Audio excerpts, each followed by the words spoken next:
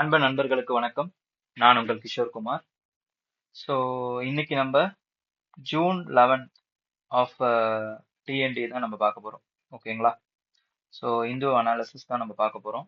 So இது start straight away go into editorial. ஏன்னா நடுவில் எதுவும் இம்பார்ட்டண்ட்டாக எதுவும் இல்லை. ஓகேங்களா? எடிட்டோரியல்லுமே பெருசாக இம்பார்ட்டன்ட் இல்லை. இந்த சைடு எடிட்டோரியல்ல தான் இப்போதைக்கு ஒரு ரெலவெண்ட்டான இன்ஃபர்மேஷன் இருக்கு. என்ன அப்படின்னு பார்த்தீங்கன்னா இது ஜிஎஸ் 3க்கு இம்பார்ட்டன்ட். ஓகேங்களா? ஜிஎஸ் 3ல ரொம்ப ரொம்ப important with respect to disaster management. Industrial ஆக்சிடென்ட்ஸ்னு இருக்கு பாருங்க. இந்த விஷயம் இப்போ ஆஃப் லேட்டா வந்து இந்தியால there are streaks of industrial accidents which are happening but in a isolated manner. ஆனா இந்த ஐசோலேட்டட் மேனர்லயுமே டிஃப்ரெண்டான இடத்துல இப்போ ஃபார் எக்ஸாம்பிள் சூரத்ல ஒரு இம்பார்ட்டண்டா என்ன ஆயிருக்கு அப்படின்னு பாத்தீங்கன்னா 9 workers has been killed. சூரத்ல வந்து பாத்தீங்கன்னா செப்டிக் டேங்க் மிஸ்ஆப் நடந்துச்சு. அதே மாதிரி இன் எக்ஸ்ப்ளோஷன் ஆஃப் விசாகப்பட்டினத்துல ஸ்டீல் பிளான்ட்ல ஒரு 9 workers unfortunately has been killed. ஓகேங்களா? இது தனித்தனியா இருந்தாலும் அதுக்கப்புறம் இப்போ செப்டிக் டேங்க் அப்படின்னா வந்து there would have been some gas, toxic gases இருக்கும். ஓகேங்களா? Sudden exposure will make them faint and death would happen. ஓகேங்களா? அதே மாதிரி ஸ்டீல் பிளான்ட்னு எடுத்துக்கிட்டிங்கன்னா it involves heavily of pressurised gases, அதுக்கப்புறம் வந்து molten liquids, high high melting points. ஓகேங்களா? ஸோ ஒரு சின்ன விஷயம் ஏதாவது ஆச்சுனாலுமே வந்து உயிரிழப்பு நடக்கிறது வந்து அங்கெல்லாம் வந்து சகஜம்தான். ஆனா அதை நம்ம நார்மலைஸ் பண்ண முடியாது. ஏன்னா இந்த மாதிரி எல்லாம் நடக்கக்கூடாது அப்படிங்கிறதுக்காக தான் இந்த சேஃப்டி ஸ்டாண்டர்ட்ஸ் இதெல்லாம் இருக்கு. அப்ப இதெல்லாம் என்ன குறிக்குது அப்படின்னு பாத்தீங்கன்னா பேசிக் சேஃப்டி மேனேஜ்மெண்ட் எல்லா இடத்துலயும் all over India it is failing அப்படிங்கிறது தான் குறிக்குது. ஓகேங்களா? அப்ப இதோடைய ப்ராப்ளம்ஸ் என்ன அப்படிங்கிறது தான் இம்பார்ட்டன்ட். இண்டஸ்ட்ரியல் ஆக்சிடென்ட்ஸ் நடக்குது. அப்போ what are all the issues are what are all the factors are what are all the causes for the industrial accidents அப்படின்னு பார்க்கும்போது it is because of the plant, industrial plant இருக்காங்களே, they reduces the stops. ஓகேங்களா? Stops reduce பண்றாங்க. எல்லாமே because of the profit motive தாங்க. வேற ஒரு இம்பார்ட்டன்டான விஷயமும் இல்லை. Profit motive. ப்ராஃபிட் மோட்டிவ்காக அவங்க என்ன பண்றாங்க அப்படின்னு பாத்தீங்கன்னா they are compromising on the safety standards and they're also reducing the workers.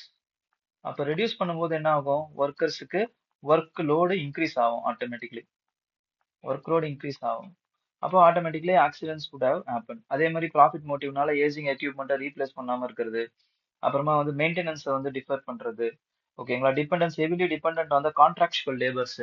இந்த கான்ட்ராக்சுவல் லேபர்ஸை வந்து டிபெண்ட் பண்றதால என்ன ஒரு ப்ராப்ளம் வருது அப்படின்னு பாத்தீங்கன்னா இப்போ contract labours receive less amount of training. ஏன்னா அவங்க இங்கேயே இருக்க போறது இல்ல. ஓகேங்களா? அப்ப அவங்க மேல வந்து ஹியூமன் ரிசோர்ஸ நமக்கு வந்து அந்த கம்பெனிஸ் இல்லைன்னா அந்த பிளான்ட் வந்து என்ன பண்ணாது அப்படின்னு பாத்தீங்கன்னா அவங்களுக்குன்னு ட்ரைனிங் கொடுக்காது. அப்ப அப்ப லெஸ் ட்ரைனிங் இருக்கு. ஓகேங்களா? அதே மாதிரி வந்து fragmented accountability, operated with fragmented accountability. இப்ப பாத்தீங்கன்னா பாதி வந்து அந்த கான்ட்ராக்ட் பர்சன்ஸ் அக்கௌண்டபிள். ஓகேங்களா? Brokers accountable. பாதி தான் வந்து அந்த factory owners accountable. Sorry. So next வந்து பாத்தீங்க அப்படின்னா uneven implementation of the new occupational safety framework. இது ஒன் ஆஃப் த 4 லேபர் கோட்ஸ்ல ஒன் ஆஃப் த கோட் இது. ஓகேங்களா? இந்த கோட் வந்து ஆக்குபேஷனல் சேஃப்டி ஃப்ரேம்வொர்க். இது வந்து கிராஜுவலா தான் நடக்குது. அதுவும் இல்லாம சில இடங்கள்ல தான் நடக்குது. அன்ஈவன் இம்ப்ளிமெண்டேஷனா இருக்கு. அண்ட் தென் இந்த அன்ஈவன் இம்ப்ளிமெண்டேஷன்னால என்ன ஆகுது அப்படின்னு பாத்தீங்கன்னா there is a remnants of the old problems such as manpower shortage, caste class based exposure to the hazardous labor, அப்புறம் caste over safety mind set. இந்த மைண்ட் செட் எல்லாமே வந்து நிக்குது. ஸோ அதனால புவர், அப்புறமா வந்து low caste, low class people are affected more. ஓகேங்களா? Next அடுத்து பாத்தீங்க அப்படின்னா negotiating federalism in higher education. இந்த இதுல ஹையர் எஜுகேஷன் பாத்தீங்க அப்படின்னா it is important for Indian federalism. Indian ஃபெடரலிசம்ல one of the important boiling point அப்படின்னு எடுத்துக்கிட்டீங்கன்னா it is higher education because education is in the concurrent list. Okay, education is in the concurrent list. And the of vision of regulating பாத்தீங்கன்னா governance இதெல்லாம் பாத்தீங்க அப்படின்னா with respect to curriculum, language, அதுக்கப்புறம் digital governance, all have center and state have their competing visions. ஓகேங்களா, இந்த competing visions என்ன பண்ணுது அப்படின்னு பாத்தீங்கன்னா சென்டர் ஸ்டேட் ரிலேஷன்ல ஒரு டென்ட்டை வந்து ஏற்படுத்துது.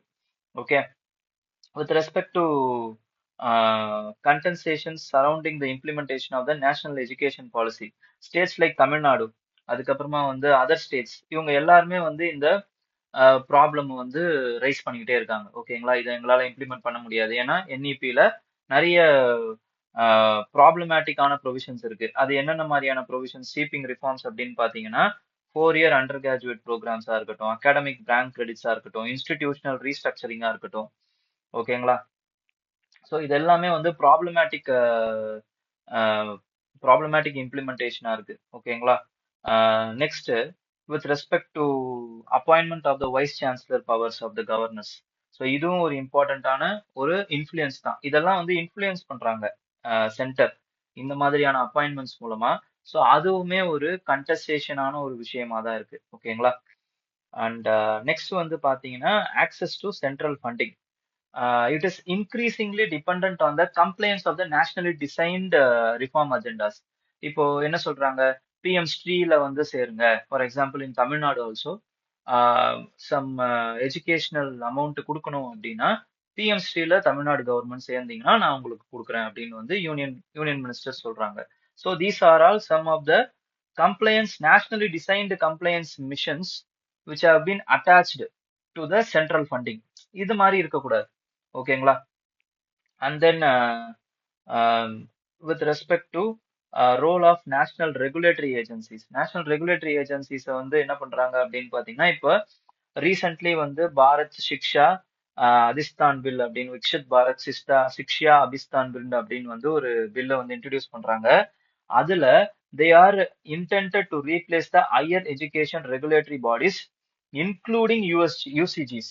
ஓகேங்களா, ஸோ இதெல்லாம் என்ன ஆகுது அப்படின்னா gradual reforms of authority of the state governments வந்து குறையுது. ஓகே, ஸோ இது ஒரு இம்பார்ட்டன்டான விஷயம். நெக்ஸ்ட் வந்து centralisation of the digital governance. Centralisation ஆகுது. Academic bank credits and then expansion of the capacity of the union government to standardise monitoring higher education. இது எல்லாமே வந்து கவர்னன்ஸ் வந்து பாதிக்குது. ஓகேங்களா, இப்போ அகாடமிக் பேங்க் கிரெடிட்ஸ் அப்படிங்கிறது என்னன்னா எல்லா தரப்பட்ட அந்த மார்க்ஸையும் இவங்க என்ன பண்ணலாம் அப்படின்னு பாத்தீங்கன்னா ஸ்டூடெண்ட்ஸ் வந்து தே கேன் மார்க். ஓகேங்களா, எல்லா மார்க்ஸையுமே வந்து அவங்க வந்து ஒரு யூனிஃபைடு ஒரு போர்ட்டல் வந்து அவங்களால வந்து அந்த அகாடமிக் கிரெடிட்ஸ் எல்லாமே வந்து மார்க் பண்ணி வைக்க முடியும். ஓகேங்களா, ஸோ இது வந்து பாத்தீங்கன்னா it is seen as states by the erosion of their authority. Okay, academic bank credits அதெல்லாம். ஸோ இந்த விஷயங்கள் எல்லாமும் செயல்பாட்டுக்கு வருது. ஸோ இதெல்லாமே வந்து இஷ்யூஸ். ஓகேங்களா, இந்த இஷ்யூஸ் எல்லாம் இப்ப வரக்கூடிய ஸ்டேட் கவர்மெண்ட்ஸ் எப்படி எல்லாம் அடாப்ட் பண்றாங்க அப்படின்னு பாத்தீங்கன்னா ஸ்ட்ராட்டஜிக்கா வந்து அவங்க அடாப்ட் பண்றாங்க. எப்படி? By emergence of more negotiation based decentralised planning. ஓகேங்களா, இந்த இதுக்கு பேரு டீசென்ட்ரலைஸ்டு பிளானிங்ல என்ன பண்றாங்க அப்படின்னா whatever their local political context reforms வந்து சூட்டபிளா இருக்கும் அதை மட்டும் அடாப்ட் பண்றாங்க. ஓகேங்களா, அதுக்காக சென்டர் அண்ட் ஸ்டேட் வந்து they can talk and negotiate with each other. And then internationalisation of இந்த இது இருக்கு பாத்தீங்களா, அந்த graduation internationalisation of the colleges, இதுவுமே வந்து they are taking position like regional education ஹப்ஸா அவங்க மாறணும் அப்படின்ட்டு they are facilitating the partnership to the with the overseas institutions. And then instrument for global visibility, and it is also seen as the instrument of global visibility and knowledge driven development. இந்த வார்த்தைலாம் ரொம்ப important. knowledge driven development. okay, so இதுக்காக they are allowing internationalization. okay, internationalization of the education. And then regulatory framework அப்படின்னு பாத்தீங்கன்னா regulatory framework and policy direction is determined by union government. என்னதான் அந்த மாதிரி இருந்தாலும் The actual implementation is dependent substantially on the state government. ஏன்னா அவங்க தான் local administration clearance, infrastructure support, investment facilitation இது எல்லாமே பண்ணணும். அப்ப மோர் தேன் காம்படிட்டிவ்னஸ், ஓகேங்களா, மோர் தேன் டென்ஷன், வி நீட் கோஆபரேஷன். ஓகேங்களா, இந்த கோஆபரேஷன் இருந்தாதான் இந்த education education and skill development இது எல்லாமே வந்து கரெக்டா நடக்கும். ஓகேங்களா, அப்படிங்கிறத சொல்றாங்க. ஓகே, ஸோ இப்போ அடுத்த இது பார்த்தீங்க அப்படின்னா, with respect to reality of the following net FDI. இந்த நெட் எஃப்டிஐ வந்து நெட் எஃப்டிஐ அப்படிங்கிறது என்னன்னா, it is calculated in the difference between the inflows and outflows after adjusting the repatriation of capital. ஓகேங்களா, அப்ப இப்போ இப்படி எடுத்துக்கோங்க. நெட் எஃப்டிஐ அப்படிங்கிறது, net FDI is equal to inflow, ஓகேங்களா, inflow of FDI minus outflow of FDI. அப்ப inflow of FDI அப்படிங்கிறது என்னது? இப்போ வந்து ஃபார் எக்ஸாம்பிள் டெஸ்லா இருக்காங்க, டெஸ்லா இல்லைன்னா நெஸ்லே, ஓகேங்களா, இந்த மாதிரியான அதர் அதர் கண்ட்ரி எம்என்சிஸ், ஓகேங்களா, அவங்க இந்தியால ஒரு $15 பில்லியன் வந்து இன்வெஸ்ட் பண்றாங்கன்னு வச்சுக்கோங்க. அதுக்கப்புறம் அவுட்ஃப்ளோ அப்படிங்கிறது என்னன்னா, ரிலையன்ஸ் எடுத்துக்கோங்க, ஓகேங்களா, ரிலையன்ஸ் இல்லைன்னா வந்து அதானி குரூப்ஸ் இல்லைன்னா வந்து டாடாஸ், இவங்கெல்லாம் என்ன பண்றாங்க அப்படின்னு பாத்தீங்கன்னா, அதர் கண்ட்ரீஸ்ல, நம்மளோட கண்ட்ரியோடைய கம்பெனிஸ் அதர் கண்ட்ரீஸ்ல வந்து அவங்க இன்வெஸ்ட் பண்றாங்கன்னு வச்சுக்கோங்க. ஒரு 10 பில்லியன் இன்வெஸ்ட் பண்றாங்கன்னு வச்சுக்கோங்க. ஸோ இதை மைனஸ் பண்ணோம் அப்படின்னா 5 பில்லியன் இருக்கா? இதுதான் நெட் எஃப்டிஐ. ஓகே, ஸோ இந்த எஃப்டிஐ பாத்தீங்க அப்படின்னா ஓவர் த இயர்ஸ் வந்து நமக்கு குறைஞ்சிக்கிட்டே வருது அப்படிங்கிறது தான் இப்போ இருக்கக்கூடிய கன்சர்ன். ஃபார் எக்ஸாம்பிள் இந்த வருஷத்தை பாருங்க, 2020-21ல கிட்டத்தட்ட நெட் எஃப்டிஐ $44 பில்லியன் இருந்துச்சு. ஆனா இதே வந்து 2024-25ல பாருங்க, லெஸ் தேன் 1 பில்லியன் தான். 25ல அது கொஞ்சம் லைட்டா ரெக்கவர் ஆயிருக்கு, ஓகேங்களா, ஆனாலும் குறைவான எஃப்டிஐ தான் இருக்கு. அப்ப இதுல நமக்கு டைப் ஆஃப் எஃப்டிஐ அப்படிங்கிறது ரொம்ப இம்பார்ட்டன்ட். ஏன்னா எஃப்டிஐ புரிஞ்சுக்கணும். GS2ல நம்ம GS3ல வந்து நம்ம வந்து எஃப்டிஐஸ் பத்தி நம்ம படிப்போம், ஓகேங்களா. ஸோ அதனால வந்து நமக்கு அது ரொம்ப இம்பார்ட்டன்ட். டைப்ஸ் ஆஃப் எஃப்டிஐ அப்படின்னு எடுத்துக்கிட்டோம்னா, there are three types of categories of FDI based on their distinct capabilities, strategies and exit timelines. ஓகேங்களா, இந்த டைம்லைன்ஸை பொறுத்து அந்த கேட்டகரிஸ் மாறுது. ஃபர்ஸ்ட் வந்து என்ன அப்படின்னு பாத்தீங்கன்னா ரியல் எஃப்டிஐ. ஓகேங்களா, ரியல் எஃப்டிஐ அப்படிங்கிறது இதுதான் ஒரிஜினலா எஃப்டிஐன்னு சொல்ல தகுதியான எஃப்டிஐஸ். ஓகேங்களா, அப்படின்னா என்னது? ட்ரெடிஷ்னலா நம்ம ஆல்ரெடி சொன்ன மாதிரி மல்டிநேஷனல் என்டர்பிரைசஸ், அதுக்கப்புறம் they come with their technology, brand, capacities for establishing production and services. For example Ford வராங்க.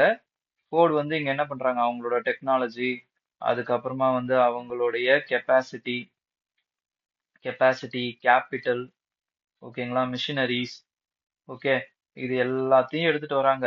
எடுத்துட்டு வந்து அவங்க என்ன பண்றாங்க? They are setting up a factory inside India and they are giving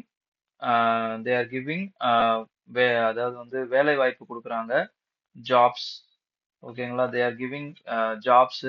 அதுக்கப்புறமா வந்து they R contributing for the production and they are also contributing for services. Okay, இதுதான் ஒரிஜினலான FDI, real FDI. ஓகேங்களா, they will have long term commitment. ஓகேங்களா, second category என்ன அப்படின்னு பாத்தீங்கன்னா financial investors. Financial investors அப்படிங்கிறவங்க எதுக்காக மெயினான அவங்களோட கோல் என்ன அப்படின்னு பாத்தீங்கன்னா ஈக்விட்டி இல்லைன்னா வந்து ப்ராஃபிட் பார்க்கிங் அப்படின்னு வந்து சொல்லுவாங்க. ஓகேங்களா, கேபிட்டல் growthம் பிளான்ட் எக்ஸிட்டுக்காகவும் தான் அவங்க வந்து ஃபினான்ஷியல் இன்வெஸ்டர்ஸ் வருவாங்க.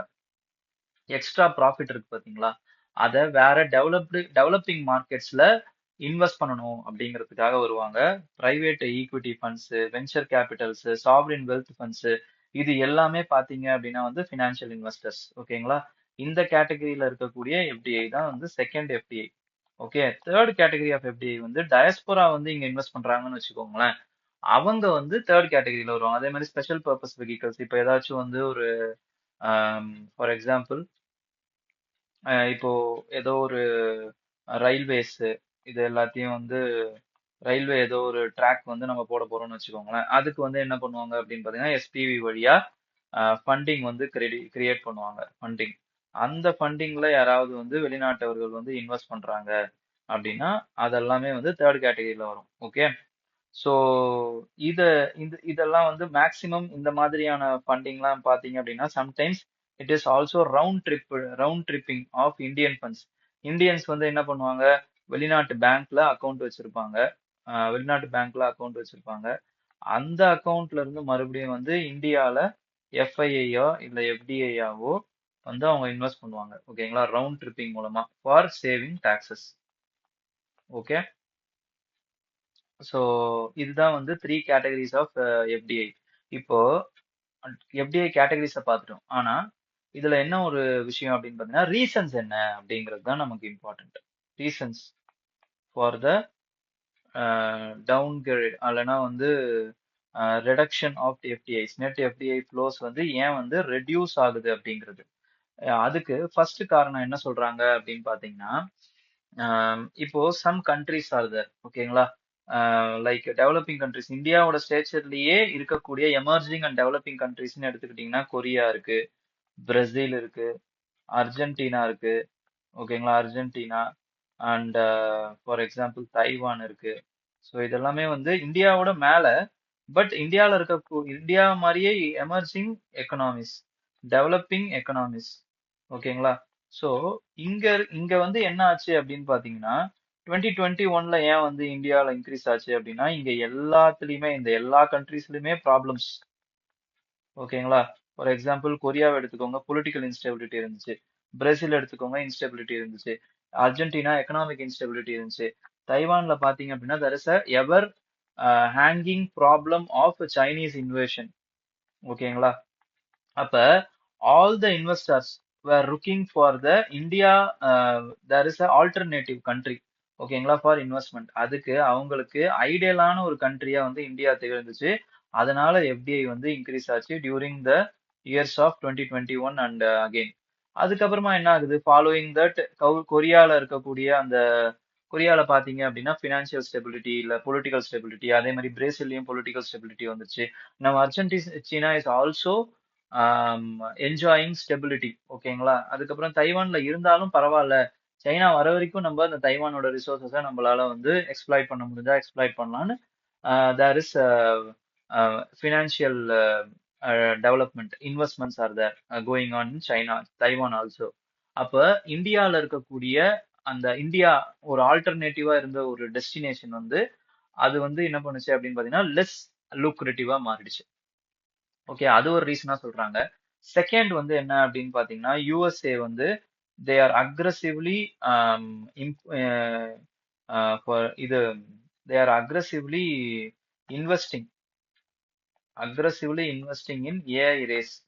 ஓகேங்களா. அப்ப ஏஐக்கு தேவையான அடிஷ்னல் கேபிட்டலுக்காக யூஎஸ் வந்து என்ன பண்றாங்கன்னு பாத்தீங்கன்னா நிறைய ஃபண்டிங் வந்து அங்க டைவர்ட் பண்றாங்க. Because it is also lucrative.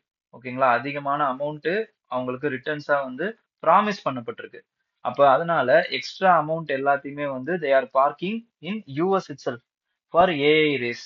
ஓகேங்களா, அதனாலயும் எஃப்டிஐ இன்ஃப்ளோ வந்து கம்மியாகுது அப்படிங்கறத சொல்றாங்க. And there are many cancellations of existing bilateral investment treaties with India. So அதனாலையும் பாத்தீங்க அப்படின்னா இந்த கேன்சலேஷன்னாலையும் எஃப்டிஐ வந்து டிக்ரீஸ் ஆகுது, அவுட்ஃப்ளோ ஆகுது அப்படிங்கறத சொல்றாங்க. ஓகே. ஸோ அதே மாதிரி பாத்தீங்க அப்படின்னா there is the second category of FDI financial investors இருக்காங்க பாத்தீங்களா. இவங்க தே ஹாவ் அப்ராக்சிமேட்லி 40 பில்லியன் வந்து பாத்தீங்க அப்படின்னா வந்து இன் ஈக்விட்டி மட்டும் போட்டிருக்காங்க. ஃபினான்ஷியல் இன்வெஸ்டர் மட்டுமே வந்து தே ஹாவ் இன்வெஸ்டட். அப்ப ஃபினான்ஷியல் இன்வெஸ்டர்ஸ் வந்து என்ன பண்ணுவாங்க அப்படின்னு பாத்தீங்கன்னா they are not long time committers. ஓகேங்களா. இப்ப வேற ஏதாவது ஒரு மார்க்கெட் கரெக்டா இருக்கு, இல்லைன்னா யூஎஸ் உடைய ஃபெட் வந்து அவங்களுடைய அந்த இன்ட்ரெஸ்டை ஏத்துறாங்க அப்படின்னும் பொழுது தே வில் அகெயின், இல்லைன்னா வந்து மார்க்கெட் அன்சர்டனிட்டிஸ் இருக்கும் பொழுது அவங்க என்ன பண்ணுவாங்கன்னா டெவலப்பிங் கண்ட்ரீஸ்ல இருந்து இருக்கக்கூடிய அந்த எக்ஸஸ் கேபிட்டலை அவங்க வந்து எப்போ வேணாலும் எடுத்து they will invest in other stable economies are developed countries அப்படி இல்லைன்னா வந்து ரியல் எஸ்டேட், அதுக்கப்புறமா வந்து கோல்டு, இந்த மாதிரி வந்து அவங்க பார்க் பண்ணிடுவாங்க. ஓகேங்களா? ஸோ அதனாலயும் வந்து பாத்தீங்க அப்படின்னா எஃப்டிஐ குறையுது அப்படிங்கறது எல்லாத்தையுமே வந்து this article has analyzed. ஓகேங்களா? Next with respect to land ports. Okay, land போர்ட்ஸ்னா என்னன்னு தெரிஞ்சா போதும். லேண்ட் போர்ட்ஸ் அப்படின்றது வந்து it is along the international borders. ஓகேங்களா? They are constructed by land port authority of India. Okay, இது எதுக்காக? To strengthen the trade and seamless movement of people with the neighbouring countries. இதுக்காக தான் land board அப்படிங்கிற அந்த concept வருது. Okay, இதுல சைனாவோட பார்டர்ல அப்படின்னு பாத்தீங்கன்னா நம்கயா, அப்புறமா வந்து குன்ஷி, அப்புறம் நாத்துலா. நாத்துலாவை மட்டுமாவது அட்லீஸ்ட் வந்து ஞாபகம் வச்சுக்கோங்க. லா அப்படின்னா என்ன அர்த்தம்னா பாஸ் அப்படின்னு அர்த்தம். லா அப்படின்னா பாஸ் அப்படின்னு அர்த்தம்.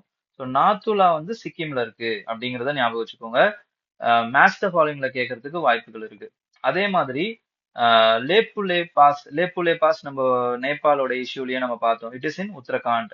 அதுக்கப்புறமா வந்து ஷிப்கிலா வந்து it is in Himachal Pradesh. Nathula pass is in Sikkim. Okay, and இந்த ட்ரேடிங் பாயிண்ட் ரெண்டு இம்பார்ட்டன்டான டிஃபரன்ஸ் இருக்கு.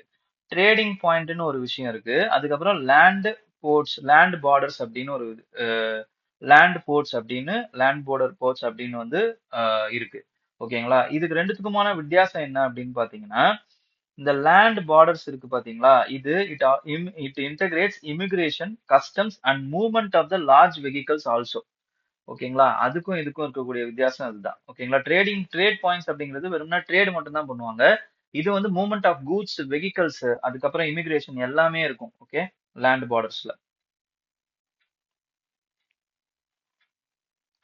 Next is with respect to Indian reservoirs can host nearly 102 gigawatt of floating solar capacity அப்படின்னு வந்து ஒரு ரிப்போர்ட் வந்து சொல்லுது. எந்த ரிப்போர்ட் அப்படின்னா சாதாரண ரிப்போர்ட் இல்ல. It is released by the National Solar Institute of Solar Energy, which is an autonomous institute under the Ministry of New and Renewable Energy. ஓகேங்களா? அதுதான் வந்து சொல்லியிருக்கு.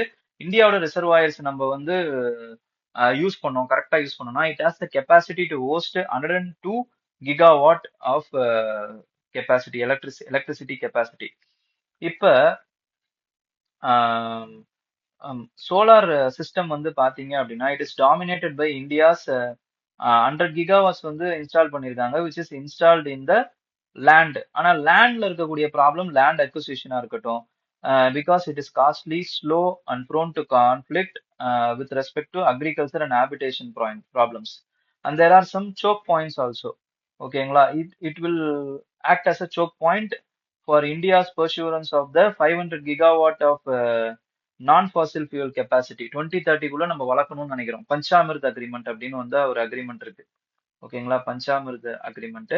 இதுல நம்ம இந்த மாதிரிலாம் சொல்லியிருக்கோம், 500 கிகாவாட் வந்து நாங்க இது பண்ணுவோம் அப்படின்ட்டு. அதுக்கு இந்த லேண்ட் அக்விசிஷன் ஒரு பெரிய ப்ராப்ளமா இருக்கும். அதுக்காக தான் வந்து பீசிபிள் ஏரியா அண்ட் ஃப்ளோட்டிங் இதுல ஏதாவது இருக்கா, ரிசர்வாயர்ஸ்ல ஏதாவது பண்ண முடியுமா அப்படின்னு நம்ம பார்க்கும்போது we have itself self-capped, imposed the cap of 20% of using the reservoir. எல்லாத்தையும் ரிசர்வாயர் யூஸ் பண்ண முடியாது இல்லைங்களா?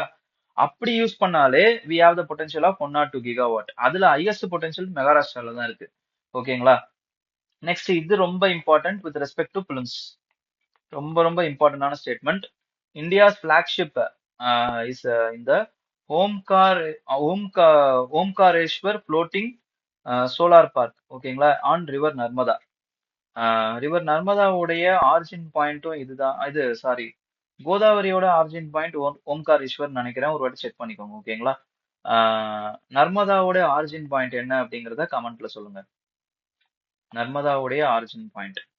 ஓகே, அப்ப ஓம்காரேஸ்வர் ஃப்ளோட்டிங் சோலார் பார்க் வந்து மத்திய பிரதேஷ்ல இருக்கு. அதுதான் ஹையஸ்ட் இப்போதைக்கான ஃப்ளோட்டிங் சோலார் பார்க்லயே ஹையஸ்ட், இந்தியாலேயே வந்து ஹையஸ்ட் இப்போ அதுதான். ஓகே, எதுக்காக இம்பார்ட்டன்ட்ங்கிறத நான் சொல்றேன். அப்புறம் குளோபலி பாத்தீங்கன்னாலும் சோலார் பவர் வந்து ரீச் 9.6 கிகாவாட்.